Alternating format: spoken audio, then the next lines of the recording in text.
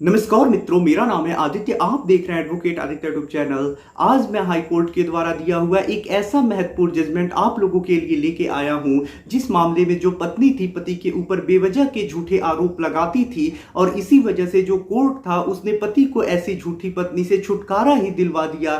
तो आज मैं आप लोगों के लिए जो जजमेंट लेके आया हूं बहुत ज्यादा महत्वपूर्ण जजमेंट है और ऐसे लाखों पति जिनकी पत्नियां उनके ऊपर झूठे बेवजह के आरोप लगाती हैं, ऐसे पतियों को इस जजमेंट के जरिए बहुत फायदा मिलने वाला है, बहुत बड़ा लाभ उन्हें भी मिल सकता है। तो ये एक लैंडमार्क जजमेंट है, काफी पति के पक्ष में महत्वपूर्ण जजमेंट आया है और आप लोगों को भी हो सकता है इस जजमेंट से फायदा मिल जाए। अगर आपका भी मामला ऐसा ही होगा जैसा इस जजमेंट वाले मामले में था, तो आप भी इस जजमेंट का यूज अपने केस में कर सकती हैं और फायदा भी ले सकती हैं।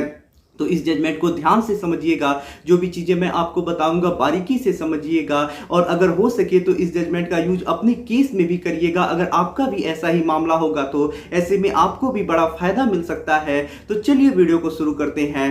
तो देखिए, आज के जिस जजमेंट के बारे में मैं आपको बताने वाला हूं वो जजमेंट डाइवोर्स केस से संबंधित है, यानी विवाह विच्छेद से संबंधित है। ये जो जजमेंट आया है वो कर्नाटका हाई कोर्ट के द्वारा आया है और ये जजमेंट शशिभूषण वर्सेस विजय लक्ष्मी के केस में आया है। अब देखिए, इस मामले में होता कुछ ऐसा है कि पति पत्नी का विवाह 2015 में होता है। उसके बाद कुछ दिनों तक पत्नी का व्यवहार सामान्य रहता है। उसके बाद जो पत्नी होती है पति के ऊपर बेवजह के झूठे आरोप लगाने लगती है कि जो पति है वो अपने दायित्व का निर्वहन नहीं करता है, पति जो है वो नपुंसक है और ऐसे बहुत सारे झूठे बेवजह के आरोप पत्नी लगाने लगती है। और सबसे जो बड़ा आरोप लगाती है वो यही कहती है कि पति नपुंसक है और उसके बाद पत्नी पति से अलग रहने लगती है। उसके बाद जो पति होता है वो पत्नी से डिवोर्स लेने के लिए विवाह विच्छेद का मुकदमा लगाता है, लेकिन फैमिली कोर्ट जो होता है वो पति के मुकदमे को खारिज कर देता है। उसके बाद जो पति होता है वो हाई कोर्ट जाता है और वहां पे अपील करता है। अब देखिए, उसमें जो पति की तरफ से तर्क रखा जाता है वो यही कहा जाता है कि जो पत्नी है वो बहुत सारे पति के ऊपर बेवजह के झूठे आरोप लगाती है। जो पत्नी है वो एक तरफ कह रही है कि पति जो है वो अपने दायित्व का निर्वहन नहीं कर रहा है और वो नपुंसक है, और दूसरी तरफ जो पत्नी है वो ये कह रही है कि हो सकता है कि उसका पति नपुंसक हो, इसी वजह से वो उसके पास नहीं आता है। तो ऐसे में पत्नी एक तरफ कह रही है कि पति नपुंसक है और दूसरी तरफ वो आशा कर रही है कि ऐसा हो सकता है।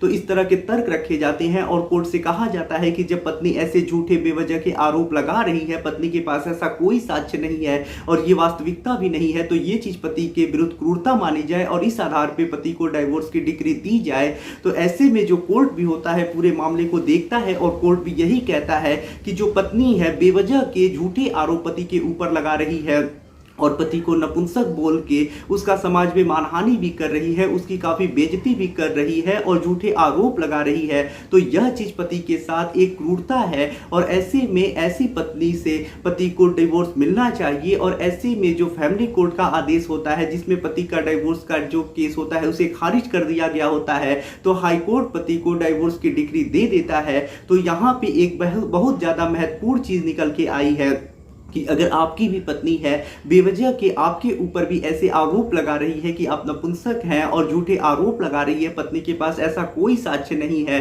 तो ऐसे में ये चीज आपके लिए एक क्रूरता मानी जाएगी और आप चाहे तो इसके आधार पे डाइवोर्स का मुकदमा कर सकते हैं और डाइवोर्स भी ले सकते हैं। और साथ में यदि जो जजमेंट आज मैंने आपको बताया उसे रूलिंग के तौर पर आप लगा देते हैं तो आपको और ज्यादा सफलता मिलने का चांस भी बढ़ सकता है। तो आशा कर रहा हूं ये जजमेंट बहुत सारे ऐसे पतियों के लिए जिनके ऊपर उनकी पत्नियां के द्वारा इस प्रकार के झूठे बेवजह के आरोप लगाए जाते हैं, उनके लिए बहुत ज्यादा ये जजमेंट लाभप्रद होगा और उन्हें भी इस जजमेंट के जरिए फायदा मिल सकेगा। तो आशा कर रहा हूं ये जानकारी आप लोगों को काफी ज्यादा पसंद आई होगी। यदि आप किसी कानूनी समस्या से परेशान हैं और ऐसे में आप मुझसे फोन पे बात करके अपनी कानूनी समस्या का समाधान प्राप्त करना चाहते हैं, तो इसके लिए डिस्क्रिप्शन चेक करें, वहां बताया गया है कि आप किस प्रकार से मुझसे फोन पे बात कर सकते हैं। अगर आपको वीडियो पसंद आया हो तो वीडियो को लाइक करें, अपने दोस्तों के साथ शेयर करें और यदि आप चैनल पे नए हैं तो चैनल को सब्सक्राइब करके बेल आइकन को दबाएं। मिलते हैं नए वीडियो के साथ अगले दिन, तब तक के लिए जय हिंद, जय भारत।